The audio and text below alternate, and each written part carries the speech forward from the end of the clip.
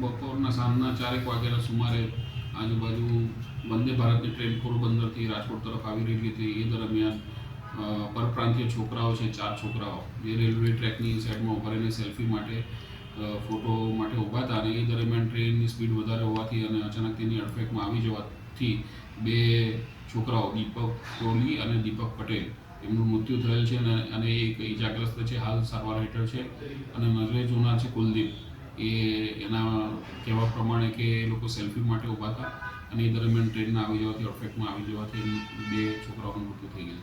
પ્રત્યક્ષદર્શી કુલદીપનું કહેવું એવું છે કે સેલ્ફી માટે ટ્રેકની સાઈડ પર ઊભા હતા અને એ દરમિયાન અચાનક ટ્રેન આવી જવાથી એને બૂમ કરેલી, પરંતુ જે મરણ જનાર છે 2 છોકરાઓ એમને ખબર પડતા પહેલાં ટ્રેન આવી જવાથી એમનું અડફેકમાં આવવાથી મૃત્યુ થઈ ગયું. આજની યુવા પેઢીને મારે એવું જ કહેવું છે કે સોશિયલ મીડિયાથી દૂર રહેવું જોઈએ અને આવો ખાસ કરીને જે આવી જગ્યાઓ છે, જાહેર જગ્યાઓ જ્યાં ટ્રેન છે કાં તો જ્યાં ઓવર સ્પીડ થતી હોય એવી અમુક ખીણો છે જેની ઉપરથી સેલ્ફી લેવાનું જે ગાંઠપણ છે એ ગાંઠપણ દૂર કરવું જોઈએ અને એનામાં અકસ્માતમાં અચાનક જ મૃત્યુ થાય છે આવા લોકોનું.